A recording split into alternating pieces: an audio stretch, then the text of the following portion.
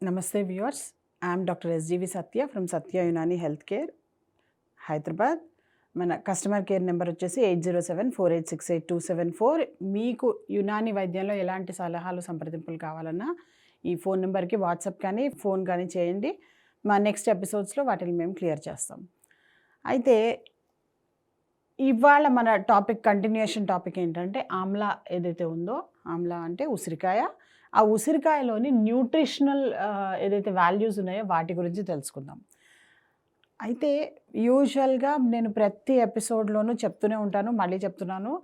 ఈ nutritional compositions కానీ values కానీ ఏవైతే చెప్పబడ్డాయో మనకి ఈ రీసెర్చ్ వర్క్లో, ఇవన్నీ కూడాను యాజ్ ఆన్ టుడే ఆమ్లాలో వాళ్ళు కనుక్కున్న ఒక కాంపోజిషన్ మాత్రమే. అంతేగాని ఆమ్లాలో ఇవే ఉన్నాయి ఇంకేం లేవు అని కాదు. వీళ్ళు కనుక్కునేది ఓన్లీ 1%, దానిలో ఇంకా 99% ఉంది కనుక్కోవాల్సింది. So as on today, as of now, ఇప్పటి వరకు వాళ్ళు తెలుసుకున్నది ఏంటి అంటే ఆమ్లాలో విటమిన్ సి చాలా ఎక్కువగా ఉంటుంది అన్నది ఒకటి తెలుసుకున్నారు. రెండోది ఏంటంటే విటమిన్ ఏ, బి కాంప్లెక్స్, దానిలో ముఖ్యంగా రైబోఫ్లేవిన్, నియాసిన్, ఫోలిక్ యాసిడ్ చాలా ఎక్కువ మోతాదులో ఉంటుంది. మిగతావన్నీ ట్రేసెస్లో ఉంటాయన్నమాట.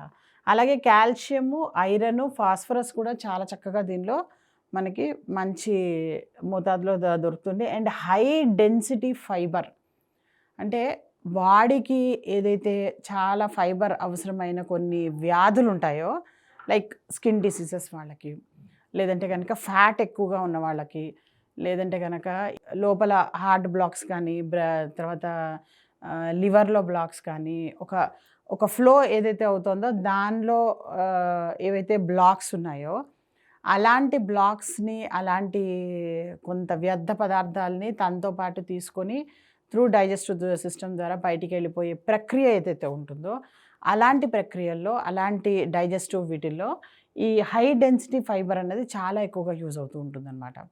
సో దీని గురించి ఎప్పుడైతే మనము నెక్స్ట్ ఎపిసోడ్స్లో పండ్ల సిరీస్ అయిపోయిన తర్వాత ఎప్పుడైతే మనం ఫైబర్స్ గురించి, వీటన్నిటి గురించి మాట్లాడుకుంటూ ఉంటామో, జీర్ణ వ్యవస్థ గురించి మాట్లాడుకుంటుంటామో, అప్పుడు దాని యొక్క ఆ ప్రొసీజర్ ఎలా ఉంటుంది, ఆ పద్ధతులు ఎలా ఉంటాయి బాడీలో, వాటి యొక్క మెటబాలిజం ఏంటనేది తెలుసుకుందాము.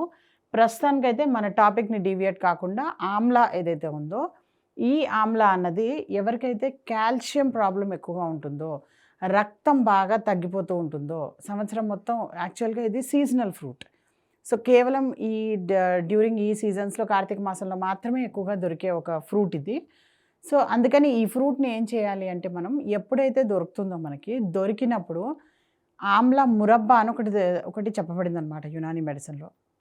యూజువల్గా పళ్ళన్నిటికి కూడాను ఈ మురబ్బా అన్నది ఏదైతే ఉందో, దీన్ని చక్కగా మనము అలా మురబ్బా చేసుకొని పెట్టుకొని ఉంటే కనుక సంవత్సరం మొత్తం తినచ్చు, చాలా ఆరోగ్యంగా ఉంటుంది. అయితే ఈ మురబ్బా ఏదైతే ఉందో, ఇది ప్రత్యేకించి ఒక పద్ధతిలో, ఒక యునాని ప్రక్రియలో చేయబడ్డ దాని ఫుడ్ సప్లిమెంట్ అనమాట.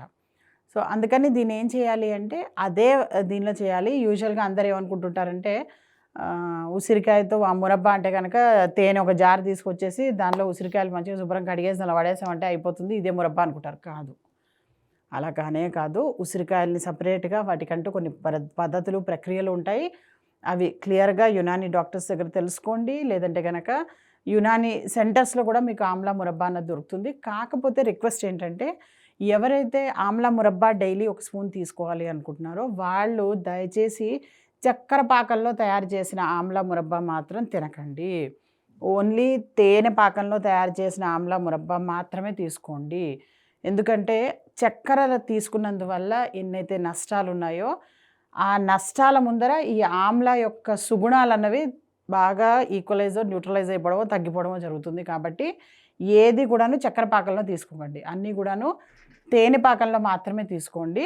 అండ్ ఈ కాంపోజిషన్ ఏదైతే ఉందో, ముఖ్యంగా బి కాంప్లెక్స్ డెఫిషియన్సీ, ముఖ్యంగా చెప్పాలి అంటే కనుక డయాబెటిక్ పేషెంట్స్ ఎంతమంది అయితే ఉన్నారో వాళ్ళకి ఈ ఉసిరికాయ అన్నది చాలా మంచి ఒక వరం లాంటిది అది.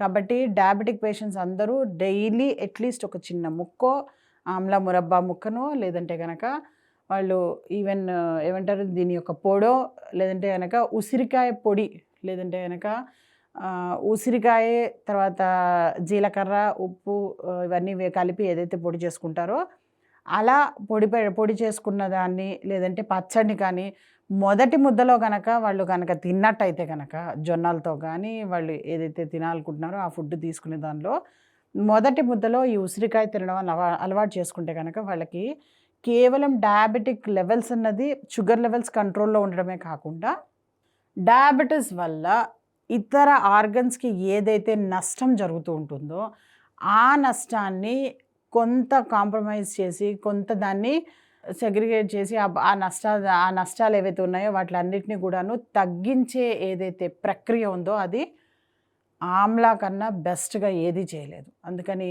ఎంతమంది అయితే డయాబెటిక్ పేషెంట్స్ ఉంటారో వాళ్ళు దయచేసి వాళ్ళ డైలీ ఫుడ్లో అట్లీస్ట్ ఒక అర చెంచా ఉసిరికాయ పచ్చడో లేదంటే కనుక ఆమ్లా మురబ్బానో తినడం అన్నది వాళ్ళకి చాలా శ్రేయస్కరం. సో ఇంత చక్కటి ఆమ్లాని మీ డే టు డే లైఫ్లో ఒక భాగం చేసుకోండి, ఆరోగ్యంగా ఉండండి. Thank you so much.